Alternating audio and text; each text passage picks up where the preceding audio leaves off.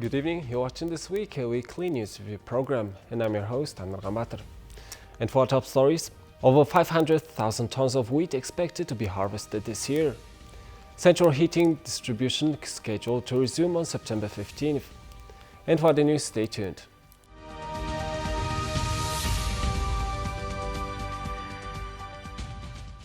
Mongolia planted wheat on 385,000 hectares out of the over 660,000 hectares of fields used this year. The estimated amount of wheat to be harvested per hectare is 1.5 tons. Rain and falling temperatures in late August brought the process of harvesting to a halt in some regions. Officials say the frequent precipitation is playing a big role in delaying the harvesting of wheat. The preliminary results show that it is possible to reap over 500,000 tons of wheat, excluding grains, spirits and other uses.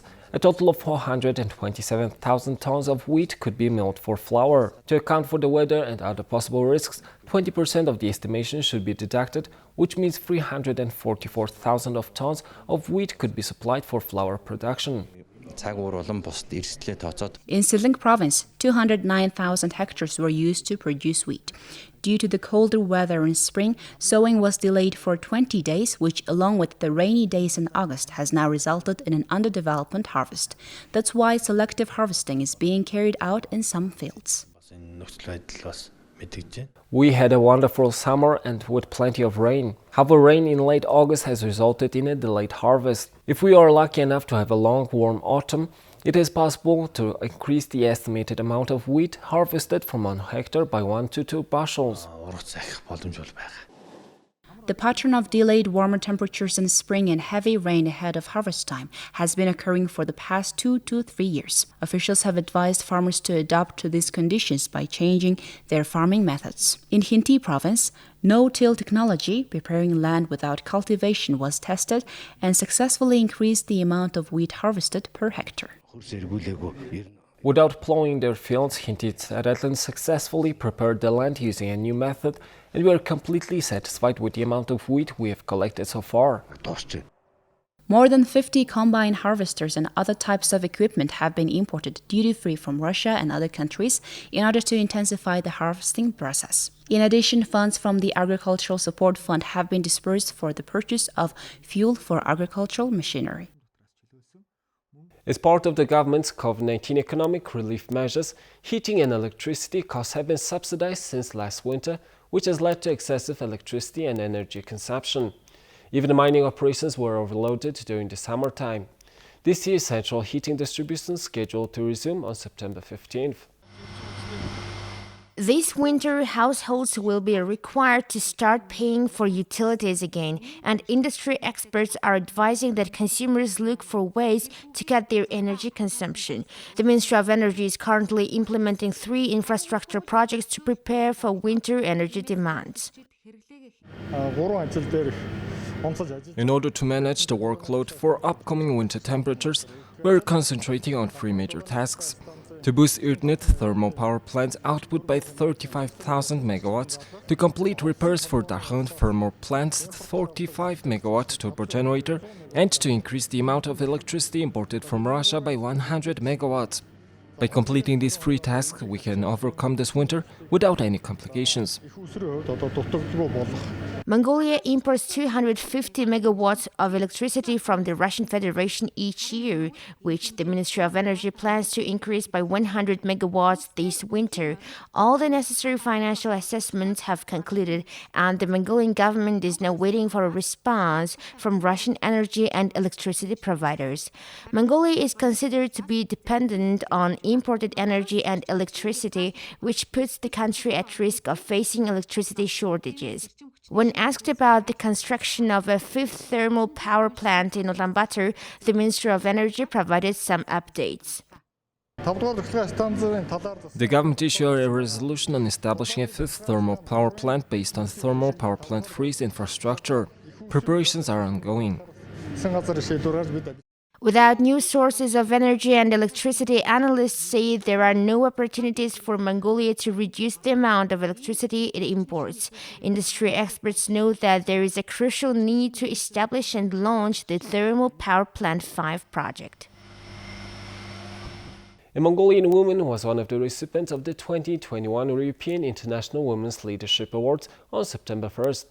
Mrs. Oyun is a certified French translator and interpreter in Belgium.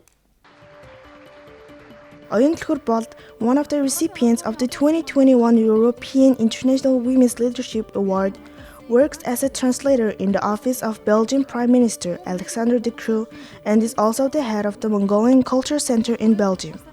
Traditionally, this annual award ceremony is organized on March 8th, International Women's Day, but this year's ceremony was postponed due to pandemic restrictions. Oyun was recognized for her professional accomplishments over the years and her unique career path. She has been helping orphans and homeless children in Mongolia for many years and has been working hard to promote Mongolian culture around the world. Zanda Shatrqamchau, Speaker of Parliament of Mongolia, met Wolfgang Sobotka, President of the National Council of the Republic of Austria, on September 6, 2021. Both sides exchanged views on the importance of the multilateral mechanism, interparliamentary cooperation to ensure international security and stability. During the meeting, the parties highlighted the importance of close cooperation on global issues, not only from one country but through multilateral mechanism. Speakers also highlighted the important role of bilateral cooperation in the prosperity of the country and discussed the possibility of strengthening economic cooperation and increasing trade contacts, as well as expanding cooperation between the two parliamentary groups. Speaker Zandan Shatrqamchau congratulated Mr. Wolfgang Sobotka, President of the Austrian National Council, and wished every success in organizing 5th World Conference of Speakers of Parliament in Vienna. Also invited him to visit Mongolia at any convenient time. The meeting was attended by Tohtosorin Dolamdorch, Member of Parliament of Mongolia and Chair of the Mongolian People's Party Caucus, and Kampat Tashtandok, Parliament Member and Chair of the Democratic Party Caucus.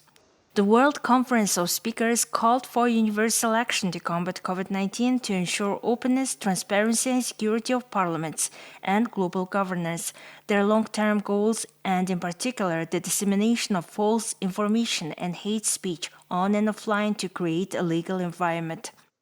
In addition, the challenges and consequences of COVID-19, countering disinformation, gender equality, and non-discrimination against women and girls, ensuring the transparency of parliaments and their role in global governance will also be discussed. The joint declaration of the 5th World Conference of Speakers of Parliament is to be adopted following the plenary meetings. Mongolia's over-the-counter market officially opened on September 7th. Developed by the self-regulated Mongolian Association of Securities Dealers. In September 2018, the Mongolian Association of Securities Dealers signed an agreement with the Financial Regulatory Commission to develop the over-the-counter market. The association conducted local surveys and studied over-the-counter markets from July to September 2019, working in cooperation with the similar associations in Japan, South Korea, Taiwan, and the United States. Based on this research, a baseline study for the domestic OTC market was conducted. The legal environment for developing the OTC market in Mongolia was created last year by Financial Regulatory Commission Resolution number 995, dated December 9th, which approved regulations for the OTC market.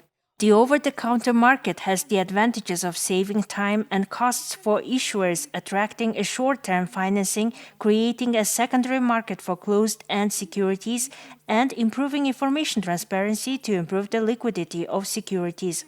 For the market's launch, the Board of Directors of the Mongolian Association of Securities Dealers established the OTC Market Registration Committee.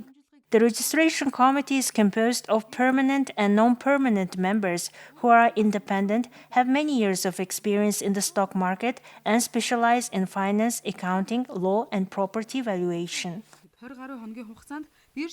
The European Bank of Reconstruction and Development and the local commercial bank Hasbank are supporting the expansion of the country's leading dairy company, Su Company.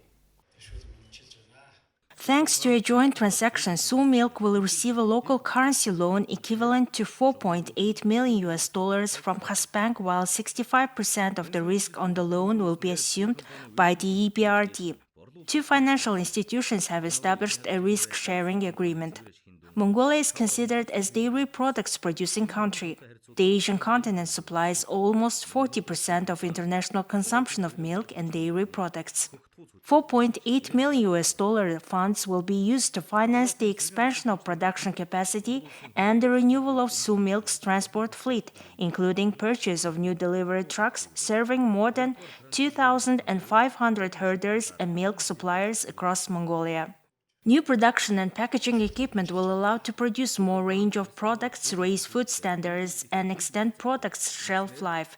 These technical improvements will lead to significant reductions in the consumption of energy and clean water.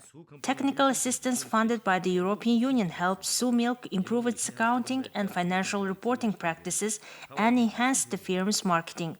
Sioux Milk is the oldest dairy company in Mongolia and was founded in 1958. It sources milk supplies from 19 collection points in the country and has more than 420 employees. Mongolia has just started its new academic year after an almost 2-year hiatus caused by the COVID-19 pandemic.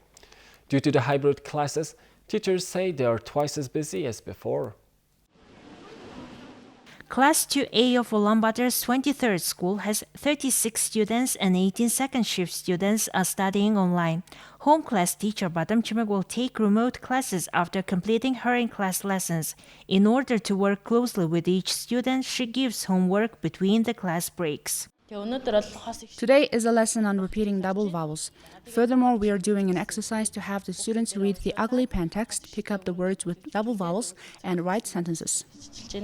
Badam Chimek has been working as a primary school teacher for 5 years. Last year, she received her first-year students. However, she was not able to be close to her class. She said that young teachers are under much more pressure to teach their children to be patient and take care of the children studying remotely. Because of the fast online teaching methods, students cannot write or do not understand properly. This is why I recommend that parents help them to complete the task. Otherwise, I do not have time to practice with these students because I have to teach my following shift students. Teaching children to read and write is not an easy task. Parental involvement is significant during these hybrid classes. Teachers advise parents not to scold their children, just as a teacher does not scold his or her students. It is essential not to overload the students, but to give them a very small amount of optimal exercises and tasks. If they have done their homework, we reward our students with words of encouragement. If the lesson progresses successfully, they will begin to study in the 2nd grade. Furthermore, if only one child in any class gets a COVID-19 infection, the whole class students will have to isolate and study online. Therefore, teachers advise parents to pay extra attention to their children's health and safety. On September 9th, at the Embassy of the Republic of Kazakhstan in Mongolia, a briefing was held for representatives of the local media with the aim of covering the nation's address of the head of the state, Kassym-Jomart Tokayev. This year's title of the nation address is "The Unity of the People and Systemic Reforms are a Solid Basis for the Country's Prosperity." At the beginning of the briefing, the ambassador of Kazakhstan to Mongolia, Jalgas Adilbayev, gave a detailed explanation of the content of the nation address and the initiatives of the head of state. The main aims are the further development of the nation in the post-pandemic period, improving the efficiency of the health system, providing quality education, improving regional policy, creating an effective ecosystem in the labor market, political modernization, the protection of human rights, and the consolidation of society. The Kazakh diplomat also noted that the address contains a deep socio-economic, environmental, and political analysis of the impact of the emerging global and internal threats and challenges for Kazakhstan. It assessed those challenges, outlined ways and specific measures and mechanisms to overcome problems. The nation address specifies the stages of development of Kazakhstan in the post-pandemic period. The message to the people this year bears the name "The Unity of the People and Systemic Reforms are a Solid Basis for the Country's Prosperity" because Kazakhstan is a multinational state with more than 120 nationalities living in the territory of Kazakhstan. The inter-ethnic issues in Kazakhstan are a top priority since we want to live in peace, in goodness, mutual understanding, and every year it is given a lot of attention. Kazakhstan is one of the few states that accepts its compatriots. The Assembly of the Peoples of Kazakhstan is doing a great job in supporting ties between the people of Kazakhstan. Thus, for our state, the most important thing is the friendship between the people, to which the President focuses special attention. In political and economic terms, indeed, Kazakhstan is undergoing great changes, as noted by foreign experts. For several years now, the National Council for Public Confidence, a body created by the President, has been active and includes well-known figures, representatives of NGOs from different regions of Kazakhstan, which serve as a bridge in the dialogue between the government and the people. Along with this, Jalgas Adilbayev informed that this year Kazakhstan will celebrate the 30th anniversary of the country's independence. During these years, Kazakhstan has been striving to pursue a policy of inter-ethnic harmony and integration, sustainable economic growth based on abundant mineral resources, and the creation of stable external conditions. The ambassador said that Kazakhstan actively participates in multilateral cooperation to prevent conflicts and counter new challenges such as terrorism and violent extremism. The hope was expressed that Mongolia would support the initiative of the Republic of Kazakhstan to transform the Confidence on Interaction and Confidence-Building Measures in Asia (CICA) into a full-fledged international organization, as well as the participation of Mongolia at the proper level at the upcoming meeting of the Council of Foreign Ministers of the CICA in October this year. In addition, the ambassador briefly spoke about the ongoing political reforms in the country initiated by President Tokayev in terms of protecting human rights and building an advanced democratic society according to the concept of "we'll listen to the people." The third Asian Cheerleading Student Championships 2021 will be held online for the first time. A technical conference was held in Seoul, South Korea. The competition will be held in 11 categories, and about 500 teams from 5 participating countries will be videotaped, and the results will be sent to the judges for evaluation. The competition will be last for about 6 weeks, from the 3rd of this month to the 14th of October. In addition to the Mongolian national team, athletes from China, Kazakhstan, Taiwan, and the host country Korea have applied and won the right to participate in the competition. 38 students and athletes from 8 universities from Mongolia will participate, including Mongolian Teachers University, National Institute of Physical Education, Ulaanbaatar International University, Ikhtsasig International University, Mandakh University, Shihihoto University, Itugun University, and University of Arts and Sciences, and coaches and officials will participate. The team will be led by Oyung, president of the Mongolian Student Cheerleading Association, a lecturer of the Mongolian National University of Agriculture, and Mukhargil, a head coach of the National Student Cheerleading Team, and the teacher of the National Institute of Physical Education. The team includes experienced athletes like Namundol from the Academy of Sciences and Namirtin from the Academy of Science of Mongolia, who won bronze medals in the second competition held in Seoul, South Korea in 2019. The competition will be chaired by Jargas Sakhan, Vice President of the Asian Student Sports Federation, with Ko Mandy, a Chinese national and international judge, as their technical representative, James Kim, a Korean citizen and international judge, and other judges. The competition is organized by the Asian Student Sports Federation, the Korean Student Sports Federation, and the Cheerleading Federation of Korea, and will be held online for the first time due to the pandemic. The Mongolian Student Sports Association and the Mongolian Student Cheerleading Association are preparing for the participation of Mongolian students cheerleaders in this competition. Well, that's all for this week. We will see you next week with more news and updates. Have a nice weekend. Goodbye.